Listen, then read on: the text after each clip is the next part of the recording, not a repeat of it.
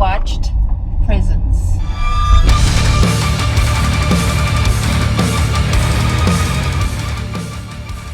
Unfortunately, just need to interject because you probably heard it.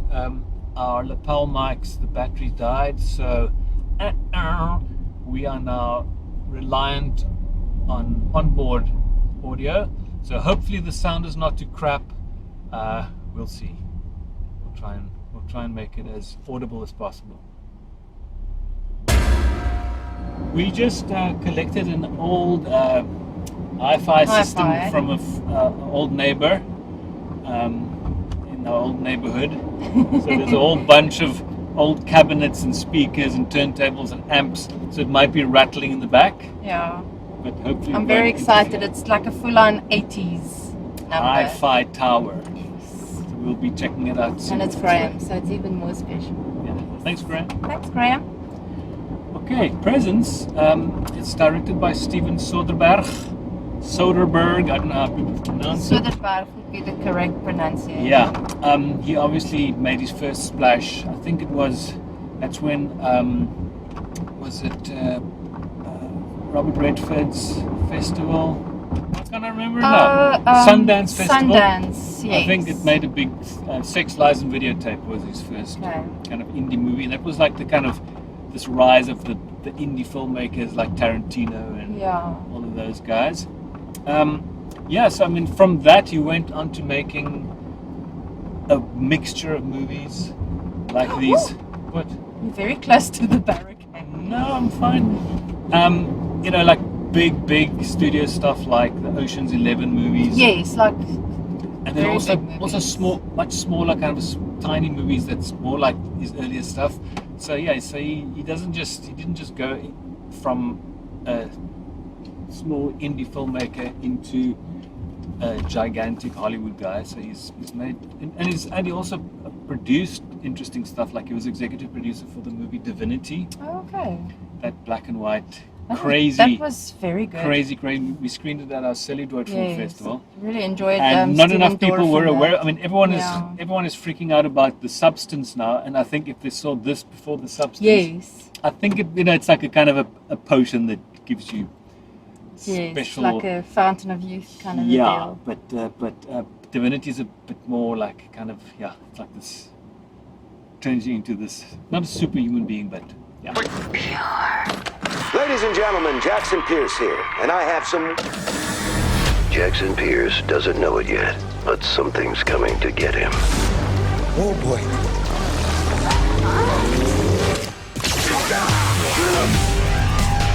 No one knows where they came from or who they are. That can be our little secret. But they want one thing. Divinity, with its miracle anti-aging ingredients. She's the only one who can stop it. You don't know who you're dealing with. If she fails, the world won't survive. From director Eddy Alcazar comes a new cult masterpiece in science fiction terror. It's next level.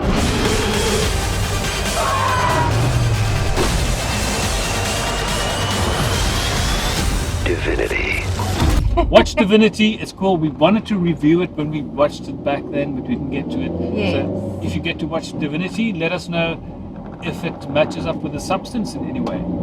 But we'll only be watching the substance this weekend probably. Yes. Because we don't have Demi Moore or anyone else or any of the other nominations for the Oscar. It got a Best Picture nomination as well. And you know what? I've not seen one single nominated film. So if this is only edited after the Oscars, we'll say whether substance won anything. And I think Demi Moore, did she win the Golden Globe or some Screen Actors Guild Award, some various... She won the Golden Globe. Okay, so that's quite cool. And so we watched not The Presence, it's just Presence. It's a very, very interesting movie. I like it when filmmakers, you get horror filmmakers, like you've got John Carpenter, you've got like Eli Roth. They kind of sometimes they branch into doing stuff that's not horror, but they just kind of stick to what they know and what they do well. But just with like Steven Soderbergh, he hasn't really made many movies that are horror adjacent, except for Contagion. But you know what? Which was a very, very cool. It's like a real, Yes. not a zombie movie, but that's the closest you come to reality. Probably the closest we'll get to it. Yeah. This movie is not your traditional run-of-the-mill horror movie. It's not a scary movie. It's not a jump. Like when we walked out, I said it's more like a drama with paranormal elements. Yes. But there's one very specific thing about the movie that I don't want to give it away because I didn't tell you anything, and Yes. I'm sure it was a far cooler experience when you watched it. Yes, definitely. Without me telling you this little thing that makes this movie different. So I don't know if we should say that. It's a bit of a it's a total spoiler. It's a complete spoiler. Yes. So shall we say something or not? We must warn people if we are going to Okay. say something. Okay, so I'm gonna hold up my hand, and then you go la la la la la la la la, and then Yes. if I do a thumbs up, then We're done. you can listen again. So Okay. if you want the spoiler, keep listening. If you don't want, start going la la la la la la la la la. la la, and block your Okay. ears. Okay. The movie is from the perspective of the presence, The point of view of the the ghost, Yeah. the spirit, whatever you want to call it. Okay, are you back? Done. Okay, done. The spoiler's done. So that specific thing is what makes this unique and very interesting. Yes. And In my mind, I think that the way I see it Yeah, yeah. is the correct way. But what is it nice, doesn't matter though. It doesn't matter because what is nice is it can be interpreted Yeah. differently. But it's a family, 2 kids, husband, wife. Lucy Lou's the mom. You didn't even recognize her. No. And the dad looks a bit like Aaron from that Scientology that thing. anti-Scientology channel. I really enjoyed that actor. He was nice. Everyone was very kind of natural. very It natural. felt very realistic. Yes. So it's a family. The daughter, some of her friends have died. They're suspecting like overdoses and stuff. So she's in a bit of an emotional state. Yeah, she's traumatized. The mom is very kind of work. The And- brother and the mom and the brother. Has a very close relationship, and the brother is like quite a good athlete by the sound of it. He's like a swimmer. Yeah, and he's a bit of not a little brat, but he's like He knows he's and yes. the father and the daughter is a bit more close. More close. So And- you've got these 2 And segments there's in the like family. there's like this underlying, they don't really get to the bottom of it, but there's this underlying thing that the wife or someone did something illegal, which also adds to the tension, I must say. There's a lot of tension of varied levels. Yes. But then the daughter starts feeling something, and she reckons there's something in the house. And obviously, then the brother freaks out and it's like pissed off because. And then they But then there's something physical that makes them all go Yeah. okay, and which is cool. It's not just like it's not a drawn out thing with people not saying, oh no, it's not. Yeah, no. They experience that something point- and they go okay. They get to that point quickly where everyone's on the same page and okay, yeah, there's something in the house. So what do they do about it? And then they get the person that sold them the house has a family member that is sort of second sight kind of a person.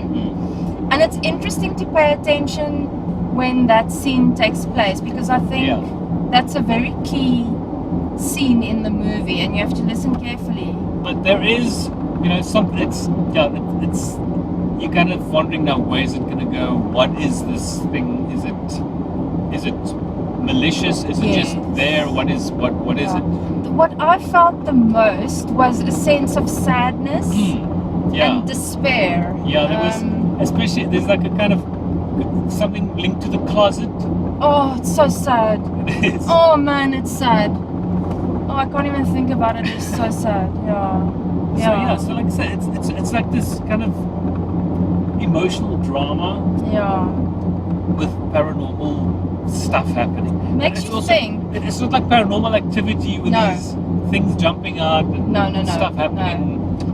I mean, there are things that happen, but it's that's not. almost, But the almost point like, is not that's to not make the you. main focus of the film. And it's not. The point is not to give you a fright. No, there's or no a jump scare scares. or a jump or anything like that. And then I think intentionally there is no jump scares. Because of what we said earlier. Yeah.